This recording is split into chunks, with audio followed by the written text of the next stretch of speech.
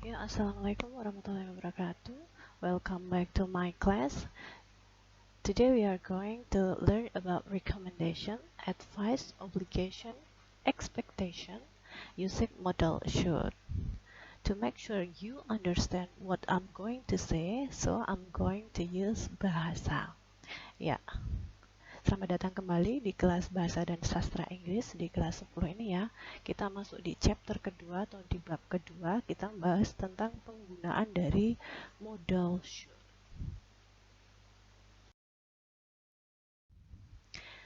Ya, learning objective. After learning this unit, you will be able to first identify the function of using should plus present, continuous, perfect tense. Second, use expression of should plus present, continuous, and perfect tense.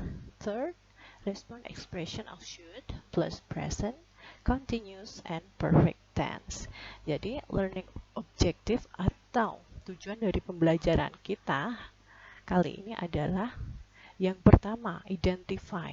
Jadi kita lihat dari akar katanya ya, rootnya adalah identify itu adalah mengidentifikasi atau mengenali. Jadi kita mengenali dulu fungsi dari modal should itu apa saja. Yang kedua adalah use expression of should. Jadi setelah kita mempelajari ini, kita bisa menggunakan ungkapan atau ekspresi dengan menggunakan modal should. Terus yang ketiga adalah respond expression of should. Jadi setelah kita bisa menggunakan, kita otomatis bisa merespon atau menanggapi ungkapan atau ekspresi dengan menggunakan modal should. Oke, understood? Sampai sini mengerti ya? Next. Ya, kita bahas dari yang general dulu atau dari yang umum. Should itu apa ya? Should itu apa sih? Should is a modal verb. We often use should when we say what we think is a good thing to do or the right thing to do. Jadi, should itu adalah salah satu jenis dari modal verb. Modal verb itu apa sih? Modal itu adalah salah satu jenis kata kerja. Verb itu kata kerja. Terus, kita sering atau biasanya sering menggunakan should ketika kita ingin mengatakan atau berbicara tentang apa yang kita anggap itu benar atau kita benar untuk melakukannya. Contohnya gimana? Ribet ya? Benar semua ya? Iya, contohnya kita lihat dulu. The government should do something about the economy. Yang berarti the government, pemerintah harus melakukan sesuatu terhadap kondisi ekonomi. Ya, seperti relatable ya dengan situasi sekarang ini ya. Pemerintah harus melakukan sesuatu terhadap ekonomi kita sekarang. Itu merupakan hal yang baik dilakukan atau yang kita pikir baik untuk dilakukan. Oke, yang kedua yang berbentuk shouldn't atau singkatan dari should not. Membacanya shouldn't ya.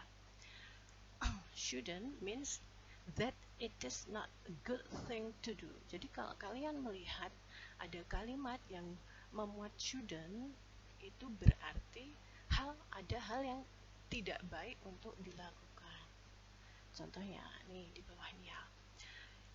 You've been coughing a lot lately. You shouldn't smoke so much.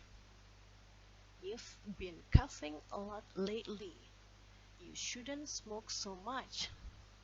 Ya, kamu akhir-akhir ini lagi batuknya parah banget ya. Kamu seharusnya tidak sering-sering merokok. Masuk akal ya? Kalau batuk, ya jangan merokok. Caranya mengungkapkan gimana? Seperti ini. You shouldn't smoke so much.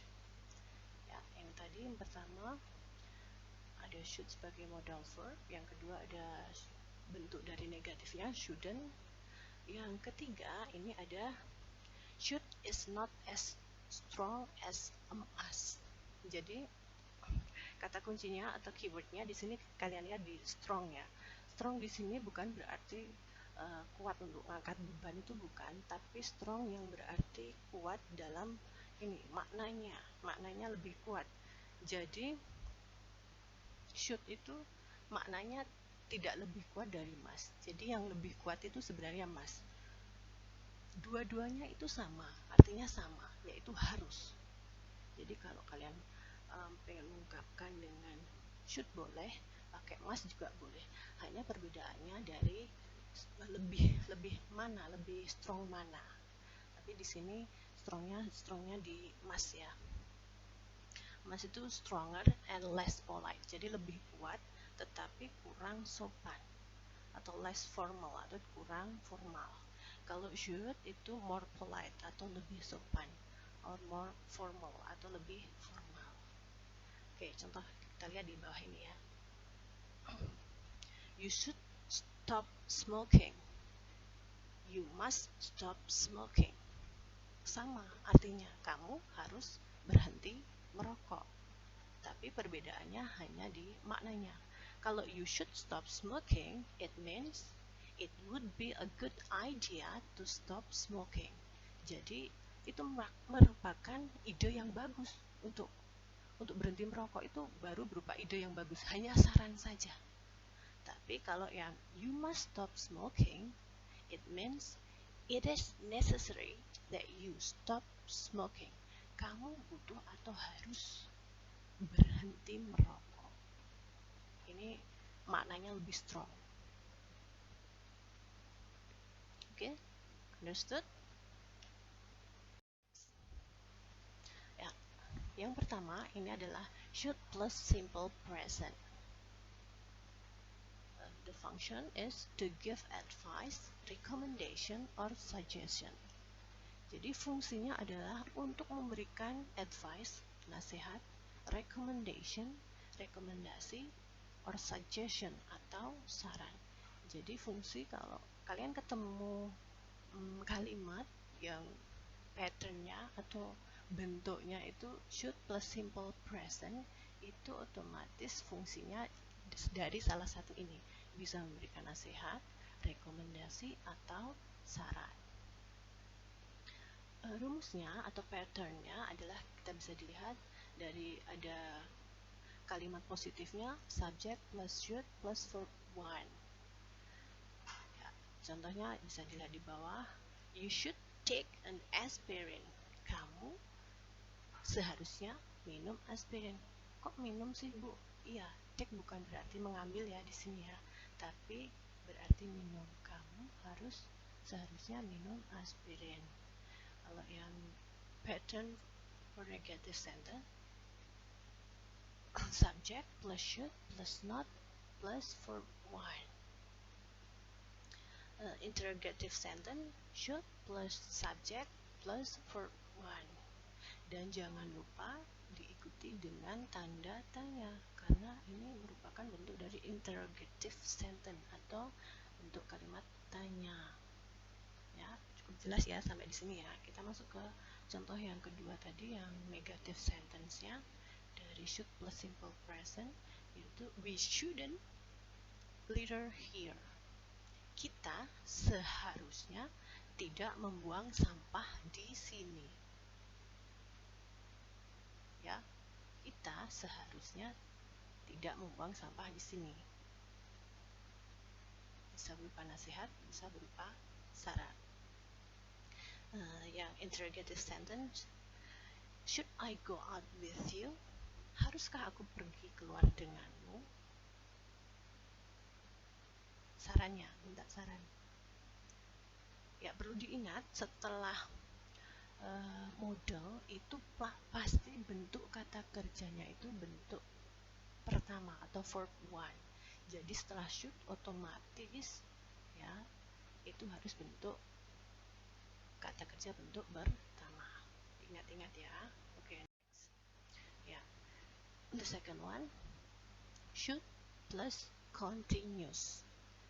The function is to express that it is the best thing to do at this moment.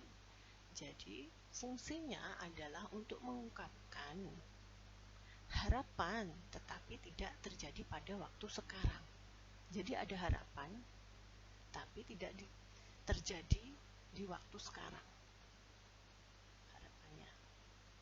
Jadi ada hal yang belum dilakukan dan masih ada kesempatan untuk melakukannya. Ingat-ingat ya, belum dilakukan dan masih ada kesempatan untuk melakukannya. Patternnya bisa kita lihat di sini. Yang untuk positive sentence, subject plus should plus be plus verb 1 plus ing. Ya. And the negative sentence, subject plus should plus not plus be plus verb 1 plus ing. The interrogative sentence, should plus subject be plus verb ing. Oke, kita langsung ke example atau contohnya ya. Yang pertama yang positive sentence, he should be taking a bath right now. Dia seharusnya sedang mandi sekarang. Seharusnya dia sedang mandi sekarang. Berarti apa yang dia lakukan? Dia belum mandi dan dia masih ada kesempatan untuk mandi sekarang. Oke, kita masuk ke contoh yang kedua. I really should be studying for my exam tomorrow. Aku seharusnya belajar untuk ujianku besok. Berarti yang dia lakukan, dia sekarang belum belajar. Ujiannya kan masih besok, berarti masih ada kesempatan untuk melakukannya. Masih ada kesempatan untuk belajar untuk besok. Tapi memang dia belum belajar. Oke? Yang interrogative sentence, should we be watching TV while waiting for dad to come home? Haruskah kita menonton TV sambil menunggu ayah pulang? Jadi ada waktu untuk ini ya, nonton TV sambil nungguin ayahnya pulang. Masih bisa dilakukan di sini. Oke, next. Should plus perfect. Jadi ini yang rumus yang terakhir. Kalau perfect biasanya identik dengan lampau, bentuk lampau. Biasanya menggunakan have di patternnya atau di rumusnya. Ya, should plus perfect. The function is to express that it was the right thing to do, but we didn't do it. Or we expected something to happen, but it didn't. Maksudnya gimana sih Bu? Ya, ini untuk mengungkapkan harapan tetapi tidak terjadi di waktu lampau. Jadi ini mengungkapkan harapan tetapi tidak terjadi di waktu lampau. Kita sama-sama tahu lampau itu sudah terjadi. Jadi kalau yang sudah terjadi biasanya berbuah ke ini, untuk mengungkapkan ke penyesalan. Karena apa? Karena sudah tidak bisa dilakukan lagi. Otomatis sudah terjadi lampau kan? Kan sudah tidak bisa diulang, tidak bisa dilakukan lagi. Patternnya atau rumusnya. For positive sentence, subject plus should plus have plus verb 3. Negative sentence, subject plus should plus not plus have plus verb 3. And the interrogative sentence, should plus subject plus have plus verb 3. Oke, lihat ya patternnya, hanya berubah penambahan ada have-nya karena ini berupa bentuk perfect atau bentuk lampau. Kalau yang negatif sama, ditambahi not, tapi setelah should ya, should not have, baru verb 3. Jadi kalian sekaligus belajar kalau di sini penggunaan verb 1 dan verb 3 sejauh ini. Jadi kalau kata kerja itu ada 3. Jadi bentuk pertama, bentuk kedua, dan bentuk ketiga. Dan perlu diingat ada yang berupa kata kerja beraturan atau regular verb, dan juga ada kata kerja yang tidak beraturan atau irregular verb. Yang beraturan itu yang gimana sih? Cara mudahnya adalah yang beraturan itu, yang bentuk pertama itu tanpa tambahan apapun. Bentuk yang kedua dan ketiga itu ditambah D atau ED. Contohnya apa? Finish, itu bentuk pertama. Bentuk kedua adalah finished, dan bentuk ketiga adalah finished. Terus kalau yang irregular verb itu gimana sih, Bu? Kalau yang irregular verb itu berbeda. Jadi yang bentuk pertama, kedua, ketiga itu berbeda, atau malah sama. Bentuk pertama, kedua, dan ketiga itu sama. Contohnya ya, kalau meletakkan, put, put, put. Nah, itu meletakkan, sama. Atau yang ini, yang berbeda adalah kalian biasanya menggunakan go, pergi. Go, yang pertama. Yang bentuk kedua, when. Yang bentuk ketiga adalah gone. Go, when, gone. Udah jelas ya? Nanti kalian pelajari lagi di regular verb dan juga irregular verb. Oke, kita masuk ke contohnya, kembali ke materi ya. Should plus perfect. Yang ini saya ambil dua saja. Itu he should have submitted his assignment a week ago. Dia seharusnya sudah mengumpulkan tugasnya minggu lalu. Ini relatable sekali ya sama kita ya. Dia seharusnya sudah mengumpulkan tugasnya minggu lalu. Berarti artinya apa? Dia tidak mengumpulkan tugasnya dan sudah tidak bisa dilakukan lagi. Oke? Understood? The second one. He made an impolite statement. As a student, he shouldn't have said that. Dia mengatakan perkataan yang tidak sopan. Sebagai seorang siswa, seharusnya dia tidak mengatakannya. Masuk ya, ini ya, logika ya, logik ya. Dia mengatakan perkataan yang tidak sopan. Dia ini siapa sih? Siswa. Siswa, ada siswa mengatakan perkataan yang tidak sopan. Sebagai seorang siswa, seharusnya dia tidak mengatakannya. Masuk ya? Ya, masuk logik. Oke? Now, kalian kerjakan exercise ya. Ini ada 6 soal, tapi yang soal yang pertama sudah saya kerjakan. Lihat dulu instruksinya, yaitu respond to the following statement using should plus present, continuous, or perfect. Jadi kalian bebas menggunakan should plus present, or should plus continuous, atau should plus perfect.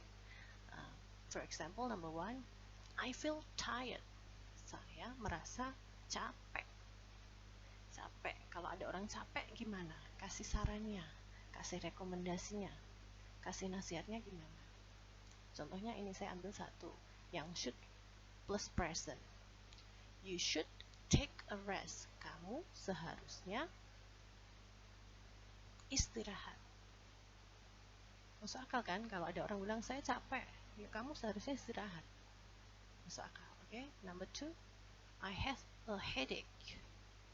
Aku lagi pusing nih. Mungkin lagi pusing nih. Seharusnya gimana? Kamu seharusnya bla bla bla. Kamu isi sendiri sampai nomor 6. Oke? I think that's all from me. Thank you for your attention. Assalamualaikum warahmatullahi wabarakatuh. See you next time.